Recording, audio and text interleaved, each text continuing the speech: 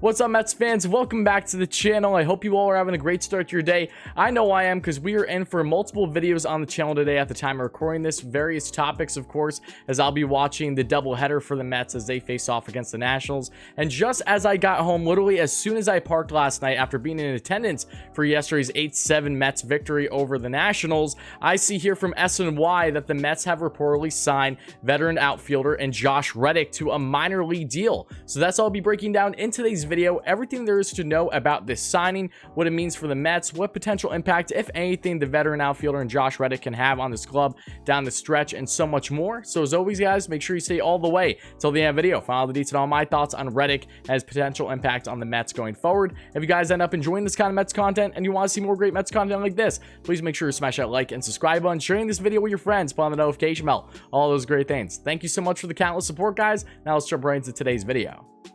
Here we have 34-year-old outfielder and Josh Reddick, most recently with the Arizona Diamondbacks up until his departure from a DFA over the past couple days. Josh was originally drafted back in 2006 by the Boston Red Sox with the 523rd overall pick of the 17th round, and has spent the better half of 13 seasons at this point in the MLB, both with the Red Sox, the Oakland A's, the LA Dodgers for a short period of time, the Houston Astros, which is where he's most known from, and most recently the Arizona Diamondbacks. Josh, who had his best years in Oakland back in 2012 and 2013, at least from a defensive side of things, was a two-time Defensive Player of the Year coming out of the AL, and also in 2012 was a Gold Glover. Plenty of versatility in the outfield for the veteran, and while he is very much in the twilight of his career, is looking to bring some impact, if at all, for the New York Mets here down the stretch on a minor league contract.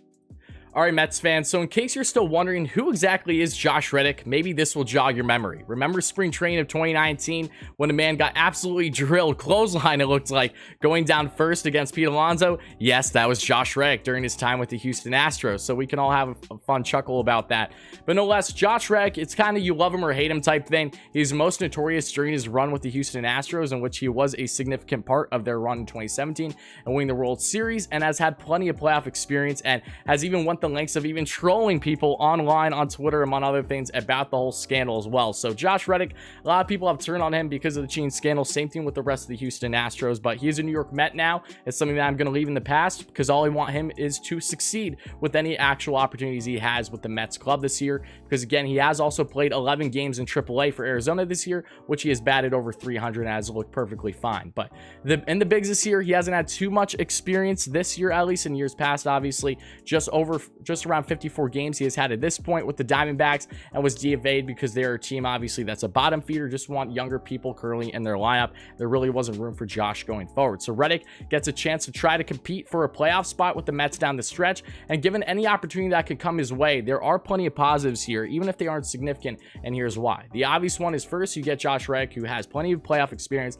This is a guy who has 74 playoff games under his belt and has been in every single postseason run really since 2012. From 2012 to 2020, he has been in the postseason every year, whether it was for one game or multiple games outside of the 2015 season. That's the only year that he hasn't been in it through his career. So 2012 to 2020, plenty of runs, both with the Houston Astros and winning it all. Unfortunately, as we know, in that cheating scandal during his time, short stint with the Dodgers, as they acquired him around the trade deadline, I believe, and also in the World Wild Card games more often than not for the Oakland A's back in the earlier 2010s, because the A's are always in the wild card game at least. So you get Josh Reddick, a lefty bat is going to be beneficial to the Mets here, should he get any time whatsoever with the Mets, as either as a defensive replacement, because injuries awry, whatever it is. Because when you look at the Mets bench currently, the bench mob, all their outfielders that are on the bench are righties. You have Albert Almora Jr., Kevin Pillar. These are guys that have not hit consistently at all this year, especially Almora. He's only had one good game, and that was against the Marlins recently, where he had 3 hits and had himself an extra base hit. But that's literally it. Kevin Pillar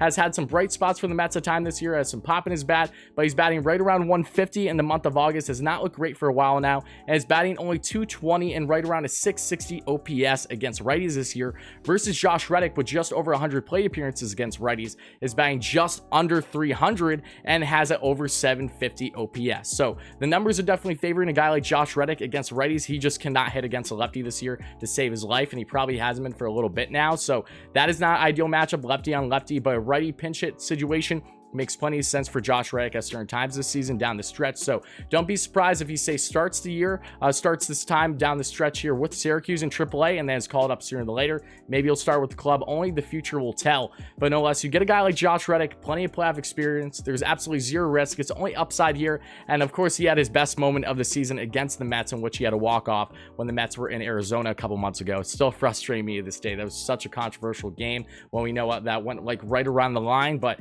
seriously, Josh Reddick, love him or hate him, he's a New York Met now. I wish him nothing but the best. We'll see if he can have any potential impact for the Mets going down the road. But again, a lefty bat give you versatility with your outfield options off the bench. It's never a bad thing. So Mets fans, let me know all your thoughts in the comments below. How do you feel about Josh Reddick signing a minor league deal with the New York Mets? What kind of impact, if at all, do you expect him to have with the club down the stretch here, as the Amazons are just out of a playoff spot currently at first in the division, only one game out at the time of recording this. There's still plenty of time, and who knows, maybe after the doubleheader today, we'll see them actually back in first or tied at least. I'm not sure, but I'm excited no less, and expect more great content here on the channel later today with more videos. So as always, guys, make sure to let me know your thoughts in the comments below. And if you enjoy this Mets content and you want to see more great Mets content like this, please do not hesitate from smashing that like and subscribe on, sharing this video with your friends, put on the notification bell, all those great things. Thank you so much for the continued support, guys. Having an absolute blast. It is crunch time for the Mets, and hopefully Josh Reddick can give them something rather than nothing, and that will definitely be an upside picking him up on just a minor league deal. Thank you again. Let me know your thoughts down below, and let's go Mets, baby.